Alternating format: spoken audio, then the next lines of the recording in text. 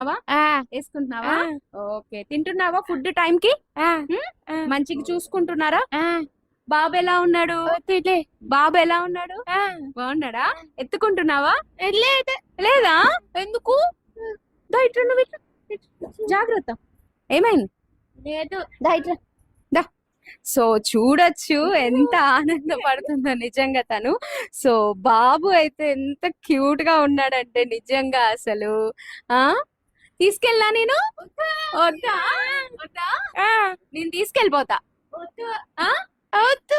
వద్దా? ఆ, ఓకే. ఏం పేరు? బాబు పేరు ఏం పెట్టావు? బాబుడు. ఆ ఏం పేరు పెట్టావు?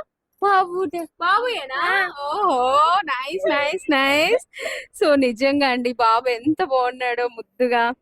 తీసుకెళ్ళిపోతా అంటున్నాను, వద్దంట, ఇవ్వదంట బాబుని. తీసుకెళ్ళిపోతా నేను. వద్దా? ఆ, ఆ సో తను మానసిక వికలాంగురాలు అయినప్పటికీ కూడా తల్లి ప్రేమ అండి. నిజంగా ఎంత చెప్పినా కూడా చూడండి తనకు తన బాబుని నేనెవ్వరికి ఇవ్వను, నా దగ్గరే ఉంటాడు, అస్సలు ఇవ్వనని చెప్తుంది. అది అమ్మ ప్రేమ అంటే. అది ఏ రూపంలో ఉన్నా సరే అమ్మ ప్రేమ మాత్రం అమ్మ ప్రేమే అండి. తనైతే ఆ బాబుని అలా చూసుకుంటుంది. సో ఫ్యూచర్ లో కూడా ఆ బాబు తనని చూసుకుంటాడని ఒక నమ్మకం అయితే వస్తుంది. ఆ తల్లి ఆ బాబుని చూసి ఎంత మురిసిపోతుందో మనం చూడొచ్చు అసలు. బాబుకి బట్టలు బొమ్మలు తీసుకొచ్చా. బాగున్నాయా? ఆ, బాగున్నాయా?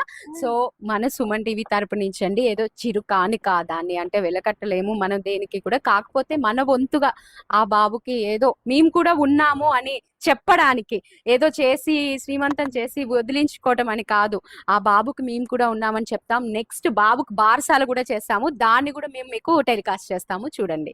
ఓకేనా? బాగుందా? బాబుకి కేసేసాయి. ఓకే.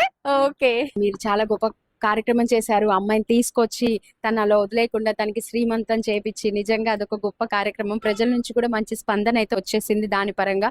సో మీకు ఎంతో ప్రశంసలు వచ్చాయి ఆ ప్రజల నుంచి కూడా. అంటే చాలా మంచి కార్యం చేశారు అసలు. నిజంగా శ్రీనివాసరావు గారు చాలా గొప్ప మంచి మనసు అని చెప్పేసి.